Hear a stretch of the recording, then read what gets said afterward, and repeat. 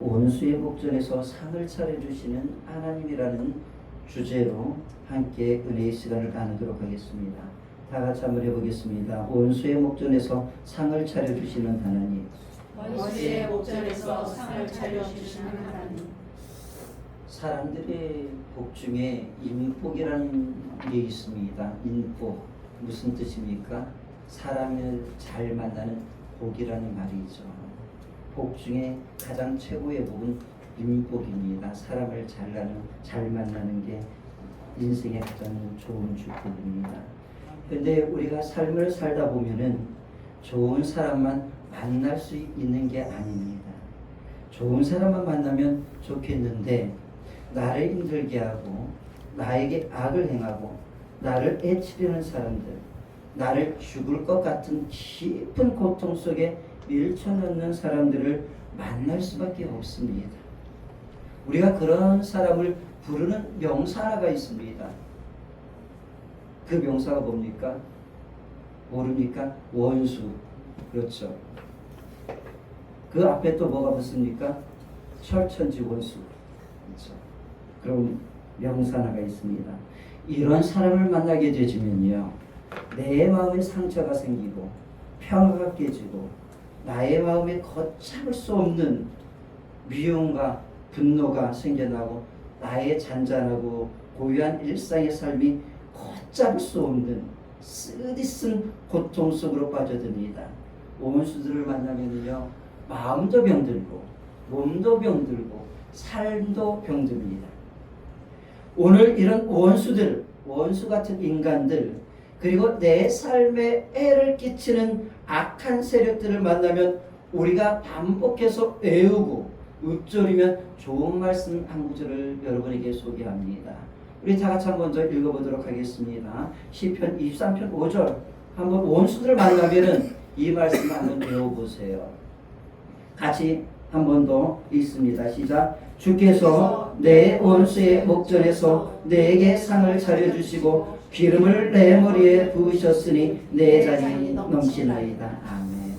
오늘 꼭 이 말씀을 여러분들이 축복으로 받고 돌아가시길 주 이름으로 축복드립니다. 아멘. 여러분, 다윗은 우리 목자 되신 하나님을 이렇게 고백을 하고 있어요. 상을 차려주시는 하나님, 이렇게 고백을 하고 있습니다. 그런데 누구 앞에서 상을 차려주신다고 말씀하고 있습니까? 원수의 목전에서, 원수의 눈앞에서 상을 차려주신다, 이렇게 말을 하고 있습니다.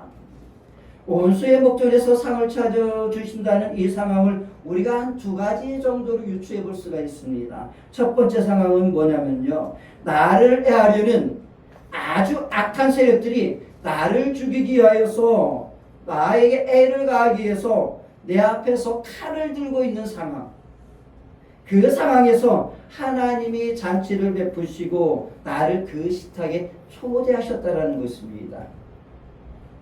여러분, 혹시 너무 악한 사람들을 만나서요, 마음에 분이 생겨서 음식을 먹을 수 없을 정도의 그런 상황을 만나본 적 있으십니까? 있겠죠. 있을 겁니다. 원수가 칼을 들고 죽이려 달려들고 있을 때 밥 먹을 경황이 있습니까? 없습니까? 없죠. 두렵고 떨리고 안정이 안 되고 불안해서 숨을 곳을 찾든지 아니면 너무 분해서 밥이고 뭐고 이놈의 원수를 어떻게 간다, 이 몸이 부들부들 떨리는 상황이 있습니다. 그런데 그때 우리 선한 목자 되신 하나님이 하시는 일이 있습니다. 무엇입니까? 원수의 목전에서 상을 차려주신다라는 겁니다. 잔치상을 차려주신대요. 원수가 사라진 게 아닙니다. 원수가 물러난 게 아닙니다. 원수가 여전히 내 앞에서 이빨을 드러내고 나를 삼키듯이 째려보고 있는 거예요. 노려보고 있는 겁니다. 칼을 들고. 그리고 나는 그 원수가 무서워서 도망가고 있는 겁니다. 그런데 선한 목자 되신 하나님은 그것들이 나를 삼킬 듯이 노려보고 있는데 그것들 앞에다, 그것들이 보는 앞에서 상을 차려주시고 우리를 그 식탁으로 초대하고 있다는 겁니다. 밥상을 차려놓고 여러분의 이름을 부르면서 인성아 밥 먹어 이렇게 말을 하고 있는 겁니다. 우리 하나님 참 이해할 수 없습니다. 나는 두려운데, 나는 불안한데, 마음이 부글부글 끓어오르는데 분노가 생겨서 하나님은 식탁을 차려놓고 한가하게 그 식탁으로 초대하시면서 밥이나 먹어 이렇게 말씀하고 있습니다. 사랑하는 여러분, 우리가 하나님이 하시는 일을 어떻게 다 이해하고 헤아릴 수가 있겠습니까? 그러나 하나님이 그렇게 하신다고 한다면은 다 그럴 만한 이유가 있지 않겠습니까? 열왕기하 6장 8절을 보게 되어지면은 아람과 이스라엘 군대가 전쟁을 하는 장면이 나타나 있습니다. 그런데 아람 군대가 이스라엘 군대를 치려고 할 때마다, 이스라엘 왕을 사로잡으려 할 때마다 그 정보가 이스라엘 왕에게 새어나갑니다. 이것을 이삭이 여긴 이 아람 왕이 알아보니까 누구 때문이었습니까? 하나님의 선지자 엘리사가 이 모든 상황을 알고 이스라엘 왕에게 알려준 겁니다. 그러자 아람 왕이 화가 나서 불같이 화를 내면서 많은 군대를 보내서 엘리사를 잡아오라 이런 명령을 내립니다. 이 명령을 받은 아람 군대가 엘리사를 잡기 위해서 엘리사가 있는 도단성을 에워쌌습니다. 아침에 돼서 엘리사의 사환이 아침에 나가보니까 아람 군대가 엘리사를 잡기 위해서, 자신의 선생 엘리사를 잡기 위해서 도단성을 쫙 에워싸고 있는 겁니다. 이 사환이 얼마나 겁이 났는지 겁에 질려서 두려워 떨면서 엘리사에게 찾아와 말합니다. 선생님, 주여 어찌하면 좋겠습니까? 큰일 났습니다. 아람 군대가 지금 당신을 잡으려고 이 성을 에워쌌습니다 라고 말합니다. 이제 당신과 이 성은 끝장났습니다 라고 엘리사의 사환이 말합니다.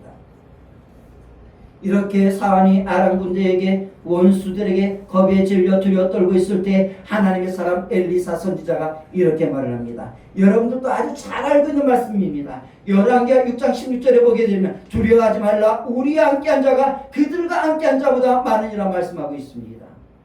그리고 난 뒤에 엘리사가 하나님에게 기도드립니다. 야훼 하나님이시여, 저 청년의 눈을 뜨게 하여 주시옵소서. 저 청년의 눈이 열려져서 하나님이 행하신 일을 보게 하여 주옵소서로 기도를 드립니다. 그러자 그 청년, 그 사안의 눈이 떠집니다. 열려서 보니까 뭐가 보입니까? 여호와께서 그 산의 눈을 여시매 저가 보니 불마늘과 불병거가 산에 가득하여 엘리사를 에워쌌더라고 말씀하고 있습니다. 하나님이 보낸 하늘의 군대가, 천군 천사가, 불말과 불병거들이 엘리사를 보호하기 위해서 엘리사를 에워싸고 있었던 것입니다. 사랑하는 성도 여러분, 혹시 엘리사의 사환처럼 눈에 보이는 우리의 원수들이 둘러싸고 있는 것만 보면서 두려워 떨면서 이리저리 도망갈 곳을 찾고 있지 않습니까? 이 시간 눈을 열어 우리를 지키시고 보호하시기 위하여 하나님이 보내신 하나님의 군대가 여러분을 에워싸고 있는 것을 보실 수 있기를 주님의 이름으로 축복드립니다. 하나님께서 여러분을 지키시기 위하여 지금 하늘의 천군 천사들을 보내셔서 여러분들을 지키시고 보호하고 계신 것입니다. 여러분, 하나님이 천군 천사를 보내셔서 여러분들을 지키시고 보호하고 계시는데 왜 원수들을 두려워하고 계십니까? 하나님은 여러분을 헤아리는 그 모든 원수들보다, 그 세력들이 아무리 강하다 할지라도 여러분을 지키고 보호하고 계시는 하나님이 더 크고 위대하신 분인 것입니다. 우리가 이것을 볼 수 있다고 한다면, 그리고 우리가 이것을 믿을 수 있다고 한다면, 원수들이 칼날을 들고 있다 할지라도 우리는 우리의 목자 되신 하나님 차려주신 식탁에서 평안히 하나님과 함께 식탁을 나눌 수 있을 것입니다. 여러분 두려워하지 마십시오. 여러분을 식탁으로 초대하신 하나님은 만군의 하나님, 여호와 체바오트 하나님이신 것입니다. 시편 27편 3절에 보게 되면 다윗이 이렇게 말을 하고 있습니다. 많은 군대가 나를 대적하여 진칠지라도 내 마음이 두렵지 아니하며 전쟁이 일어나 나를 치려할지라도 나는 여전히 태연하리로다. 나는 여전히 안연하리로다 말하고 있습니다. 군대가 다윗을 죽이기 위하여 둘러싸고 있어요. 전쟁이 일어나 진을 쳤다고 말하고 있습니다. 그런데도 다윗은 이렇게 고백합니다. 나는 오히려 편안하다, 안연하다 라고 말하고 있습니다. 이유가 무엇일까요? 이유가 무엇일까요? 시편 27편 1절에서는 이렇게 말하고 있습니다. 여호와는 나의 빛이요 나의 구원이시니 내가 누구를 두려워하리요. 여호와는 내 삶의 능력이 여호와는 내 생명의 능력이시니 내가 누구를 무서워하리요. 우리의 선한 목자이신 하나님이 빛으로 구원으로 생명의 능력으로 우리의 식탁 속에 앉게 하시기 때문인 것입니다. 만군의 여호와 하나님이 우리와 함께 음식을 먹고 계시는데 무엇이 두렵겠습니까? 자, 그런데 우리의 원수들이 그것도 모르고 우리를 삼키려고 달려들고 있습니다. 원수들이 나 혼자 밥을 먹고 있다고 생각을 하고 만만히 보고 달려드는 겁니다. 그런데 달려드는데 우리가 누구와 함께 식사를 나누고 있습니까? 만군의 여호와 하나님하고 식사를 하고 있잖아요. 만군의 하나님이 우리의 인생의 여정 같이 걸어가고 있잖아요. 그러면 이 원수들이 우리끼리 있는 줄 알고 만만히 보고 우리의 살을 먹으려고 우리에게 달려왔다가 하나님이 우리와 함께 식사를 하고 있는 것을 보고 어떻게 될까요? 그냥 엄미백산하고 놀라서 자기들끼리 자충우돌하고 자빠지고 쓰러지고 실족하고 한 길로 왔다가 7길로 물러나는 것입니다. 여러분, 이게 내 말입니까? 아니에요. 시편 27편 2절입니다. 우리 다 같이 한번 읽어보도록 하겠습니다. 다 같이 읽어보도록 하겠습니다. 시편 27편 2절입니다. 같이 읽습니다. 시작. 악인들이 내 살을 먹으려고 내게로 왔으나 나의 대적들 나의 원수들은 그들은 실족하여 넘어졌도다. 아멘. 또 시편 신명기 28장 7절도 읽어봅니다. 있습니다. 시작. 여호와께서 너를 대적하기 위해 일어난 적군들을 내 앞에서 패하게 하시리라. 그들이 안길로 너를 치러 들어왔으나 내 앞에서 7길로 도망하리라. 오히려 누가 자빠지고 주랭랑을 칩니까? 우리의 원수들이 여러분을 애하리는 그 세력들이 악한 마귀 원수 사탄이 물러나는 것입니다. 하나님과 함께 음식을 나누며 함께 걸어가는 것을 보고 그냥 자기들끼리 놀라 자빠지고 주랭랑을 친다고 성경은 말하고 있습니다. 사랑하는 여러분, 원수들이 여러분들을 에워싸고 있어서 음식을 먹을 수가 없습니까?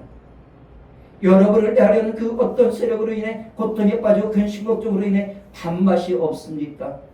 살맛이 없습니까?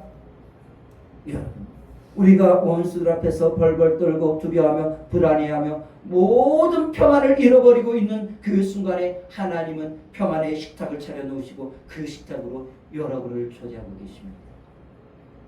우리가 그리스도인의 길을 걸어가며 이 길을 지키겠다고 우리의 원수 사단과 싸우느라 힘들어하고 지쳐있는 그 순간에 하나님은 위로의 식탁을 차려놓으시고 우리를 초대하고 계십니다. 그리고 말씀하십니다. 와서 마음껏 먹고 힘을 내! 이렇게 말씀하고 계십니다. 사랑하는 여러분, 주님의 초대를 받아들이십시오.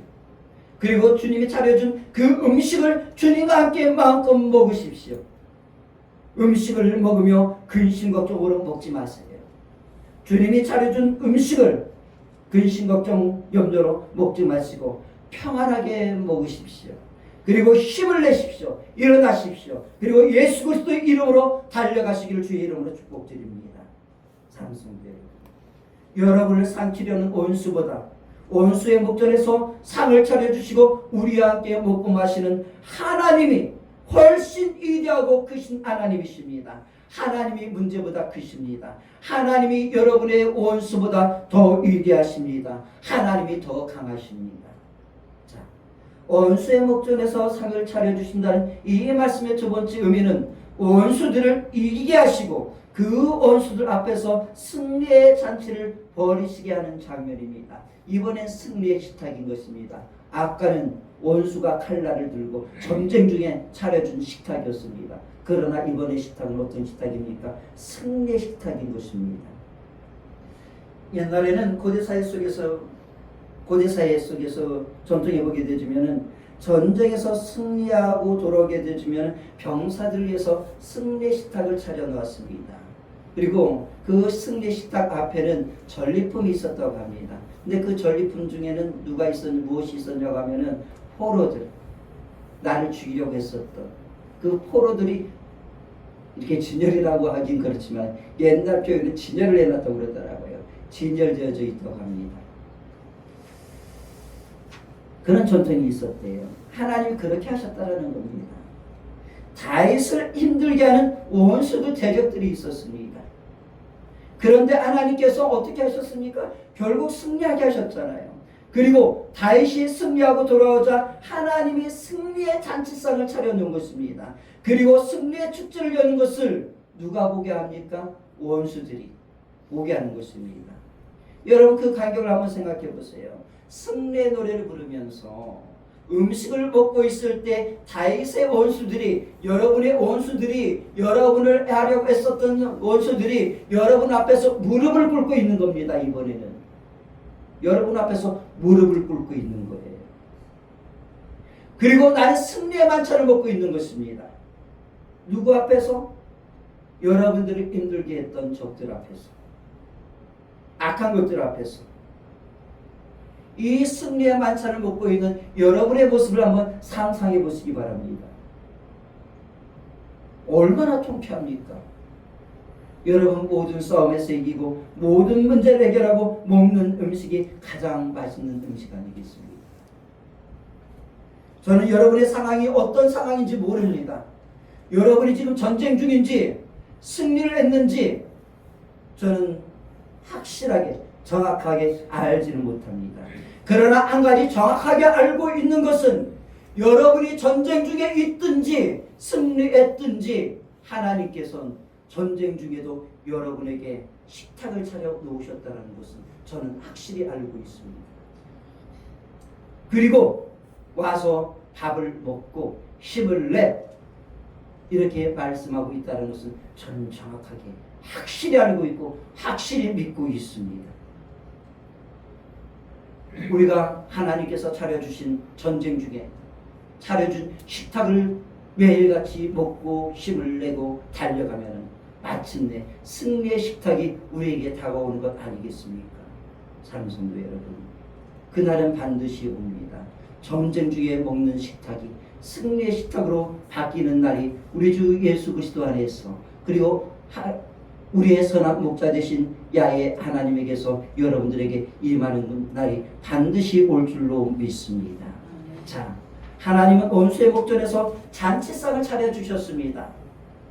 그리고 난 다음에 하나님께서 하시는 일이 있습니다. 그 일이 무엇입니까? 5절 중반절입니다. 5절 중반절에 이렇게 기록되어져 있습니다. 기름으로 내 머리에 부으셨다. 여러분, 기름을 머리에 부으신다는 의미는 어떤 의미일까요? 고대 사회에서는 잔치를 베풀고 손님이 오게 되어지면은 그 손님 중에서 가장 귀한 손님에게 머리에 기름을 부었다라고 이야기하고 있습니다. 기름을 머리에 붓는 그런 전통이 있었습니다. 오늘 본문에 사용된 기름을 부었다는 의미가 바로 이런 의미인 것입니다. 잔치를 베푸는 주인이 한 대의 의미로 가장 귀한 손님이란 의미로 기름을 부었다는 것입니다. 시편 45장 7절에서는 이르기를 왕은 저기를 사랑하고 악을 미워하시나니 그러므로 하나님 곧 왕이 하나님이 즐거움의 기름을 왕에게 부어 왕의 동료보다 뛰어나게 하셨나이다, 이렇게 말하고 있습니다. 하나님이 잔치상을 차려놓았어요. 그 자리에는 우리만 있는 게 아닙니다. 다른 사람들도 있습니다. 수많은 사람들이 잔치상에 초대를 받았습니다. 그런데 그 식탁에는 누구도 있습니까? 원수들도 초대되어져 있는 겁니다. 여러분을 힘들게 하는 사람들도 초대되어져 있습니다. 그런데 그 주인이 다른 손님들에게는 기름을 붓지 않는 거예요. 그리고 누구에게만 기름을 붓는 겁니까? 다윗에게만. 누구에게만? 여러분에게만. 오늘 우리에게만 기름을 붓는 겁니다. 원수에게도 기름 붓지 않습니다. 그리고 그 자리에서 모든 사람들, 모든 세력들 앞에서 이렇게 선포합니다. 오늘 이 자리에서 가장 귀한 사람은, 가장 귀한 손님은 오늘 이 자리에 있는 은평그리스도 교회에 있는 성도들이라고 선언하고 선포하는 것입니다. 그 순간 우리는 하나님의 잔치자리에서 가장 귀한 손님이 됩니다. 가장 존귀한 자가 됩니다. 그 잔치를 베푼 주인이 하나님이 그렇게 선언하시는데 그 순간에 그 식탁에 앉아 있었던 다른 사람들이 우리를 함부로 할 수 있겠습니까? 여러분을 함부로 대할 수 있겠습니까? 함부로 하지 못하는 겁니다. 사랑하는 여러분, 천지를 창조하시고 모든 만물의 주이신 하나님이 내 머리에, 여러분의 머리에 기름을 부으시고 존귀하다고 선언하시는데 누가 여러분을 함부로 대할 수 있겠습니까? 그날 우리는 왕관을 쓰고 빛날 것입니다. 그러나 여러분들을 애하였던 그 원수들은 수치를 당할 것입니다. 10편 130편 18절에서는 이르기를 내가 그의 원수에게는 수치를 옷 입히고 그에게는 왕관이 빛나게 하리로다 하셨습니다. 사랑하는 여러분, 기억하십시오. 하나님이 여러분의 머리에 기름을 부으시고 하나님의 사람으로 선포하셨습니다. 하나님이 여러분의 머리에 왕관을 씌워주셨습니다. 우리는 다 왕같은 제사장입니다. 우리는 원수들 앞에서 우리가 하나님으로부터 기름 부은 왕같은 제사장이 되었다는 사실을 잃어버리고 성도의 여정 걸어갑니다. 회사에 가서 나보다 높은 사람 앞에서 쩔쩔맵니다. 그러나 기억하세요. 우리는 모두 다 기름 부음 받은 왕같은 제사장인 것입니다. 하나님이 특별히 선별하여 우리에게 기름을 부어 우리를 존귀하게 하신 것입니다. 누구 앞에서? 원수들 앞에서.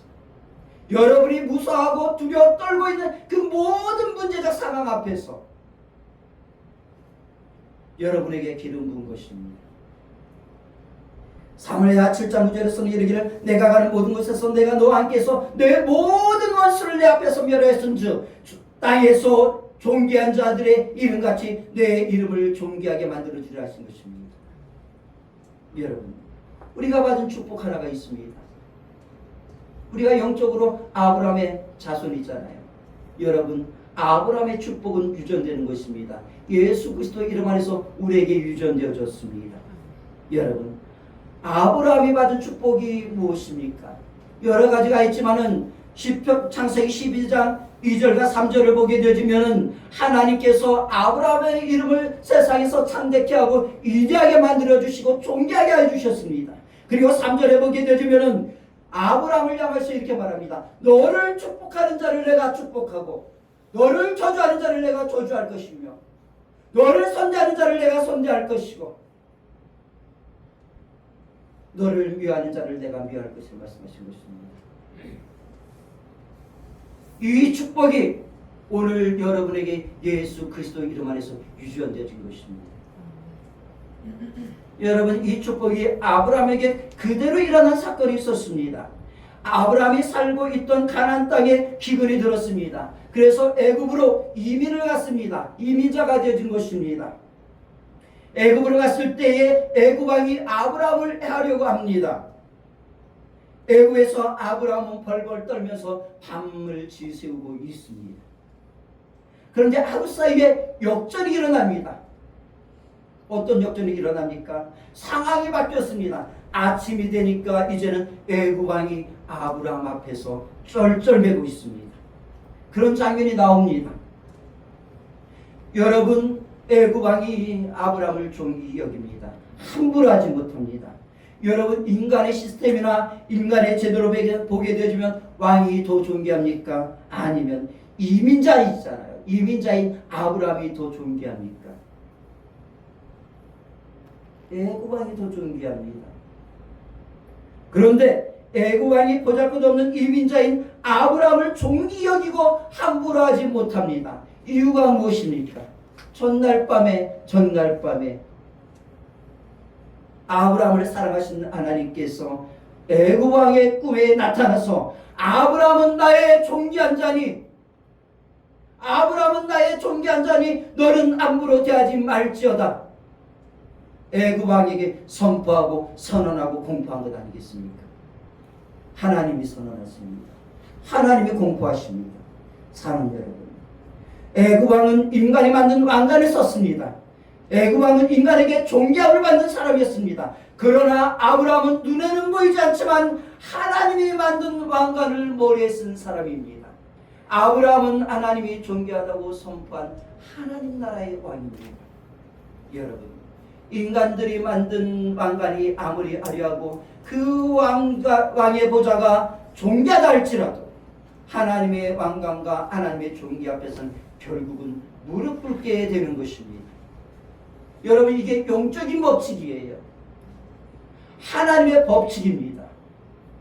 하나님이 존귀한 자 앞에서 세상이 무릎 꿇는 것, 이건 영적인 법칙인 것입니다.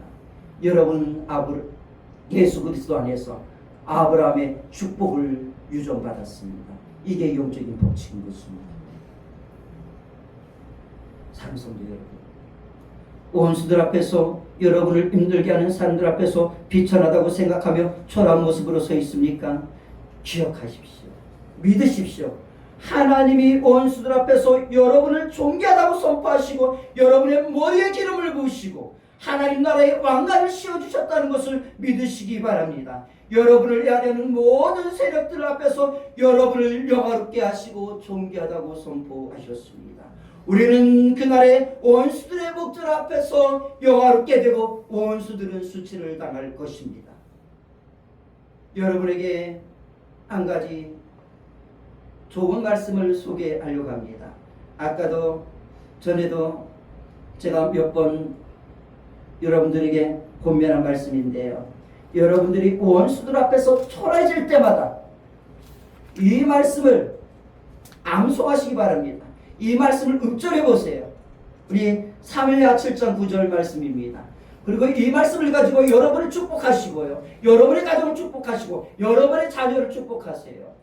제가 제 자녀를 축복할 때 가장 많이 사용하는 축복의 언어이기도 합니다. 우리 다 같이 사무엘하 7장 9절입니다. 같이 읽습니다. 시작. 내가 가는 모든 곳에서 내가 너와 함께 있어 내 모든 권수를 내 앞에서 멸하였은즉 땅에서 위대한 자들의 이름같이 내 이름을 위대하게 만들어 주리라. 아멘. 여러분, 이 말씀 꼭 가슴속에 간직하세요. 세상 원수들 많잖아요. 여러분들 원수들 많지 않습니까? 솔직히 여러분을 애하는 세력들이 아직도 여러분 주변에서 여러분을 에워싸고 있지 않습니까? 이 말씀을 암송하고 읊조리고 암송하고 읊조려 보십시오. 원수들이 여러분 앞에서 무릎 꿇습니다. 여러분들이 그 원수들 앞에서 존귀케 되는 날이 하나님 앞에서, 하나님 안에서 반드시 오게 되시는 것입니다. 그날 우리는 이렇게 말할 것입니다. 내 잔이 넘치나이다. 내 잔이 넘치나이다라고 우리는 하나님 앞에서 선언하게 될 것입니다. 여러분, 다윗은 이제 5절의 말씀을 이렇게 마칩니다. 내 잔이 넘치나이다. 우리 다 같이 한번 해보겠습니다. 내 잔이 넘치나이다. 내 잔이 넘치나이다. 다윗의 인생의 잔은 결핍의 잔이 아니었습니다. 채워짐을 넘어 넘치는 하나님의 은혜의 잔이었습니다. 넘치는 승리였습니다. 넘치는 평화였습니다. 넘치는 축복이었습니다. 넘치는 건강이었습니다. 넘치는 활력이었습니다. 넘치는 정이었습니다. 넘치는 물질이었습니다. 넘치는 사람들이었습니다. 다윗은 시편 23편을 이렇게 시작했습니다. 내게 부족함이 없으리로다 라는 말로 시작을 했습니다. 그러나 이제 이 시의 결론을 눈앞에 두고서 이렇게 고백합니다. 내 잔이 넘칩니다라고 고백을 합니다. 부족함이 없다라는 것은 어쩌면 필요한 만큼만의 은혜일 것입니다. 필요한 만큼, 내게 필요한 것만의 은혜일 수도 있습니다. 그러나 잔이 넘치나이다라는 이 고백의 은혜는 흘러넘치는 은혜인 것입니다. 흘러넘치는 축복인 것입니다. 사랑하는 여러분, 내가 살아온 인생의 여정을 이렇게 고백할 수 있으면 은혜입니다. 내 자리 넘치나이다. 사랑하는 여러분, 여러분이 든 자는 무엇입니까? 여러분이 들고 있는 그 축복의 잔에 축복을 부으시는 우리의 선하신 목자 되신 하나님은 결핍의 하나님이 아니십니다. 풍성하도록 넘치도록 공급하시는 양으로 생명을 얻되 풍성히 얻게 하시는 목자인 것입니다. 여러분의 손에 든 축복의 잔을 높이 드십시오. 여러분이 들고 있는 그 축복의 잔은 채워져 있습니까? 아니면 결핍입니까? 하나님을 향하여 여러분의 잔을 다시 한번 높이 드십시오. 그리고 하나님을 향하여 부르짖으십시오. 주여, 하늘의 하나님, 내 잔을 채워주소서. 내 잔을 넘쳐 흐르게 하여 주시옵소서. 그리고 하늘의 하나님께서 부어주시는 그 기름 부음의 축복을, 은혜와 축복과 말씀과 거룩과 사랑의 은총을 넘치도록 받으시기를 바랍니다. 그래서 시편 23편의 주인공이 되시길 주님의 이름으로 축복드립니다. 사랑하는 성도 여러분, 시편 23편의 주인공은 다윗이 아니라 오늘 이 자리에 여기에 있는 바로 여러분들인 것입니다. 그래서 외치십시오. 주여, 내 잔이 넘치나이다. 주께서 나에게 주신 인생의 잔은 언제나 하나님의 축복으로 넘치나이다. 여러분이 넘치고 싶은 그 잔이 무엇입니까? 오늘 이 시간 우리가 하나님 앞에 여러분의 잔을 생각해 보세요. 여러분의 인생의 잔을 한번 생각해 보세요. 마음의 잔을 한번 생각해 보세요. 비어져 있습니까? 채워져 있습니까? 채우고 싶은 것이 무엇입니까? 넘치기를 원하십니까? 오늘 이 시간 우리의 선한 목자 되신 하나님 앞에 우리의 잔을 채우기 위해서, 넘치기를 위해서 하나님 앞에 기도하도록 하겠습니다. 아버지 하나님, 귀한 시간 주님께서 축복하여 주시옵소서. 주께서 내 원수의 목전에서 내게 상을 차려주시고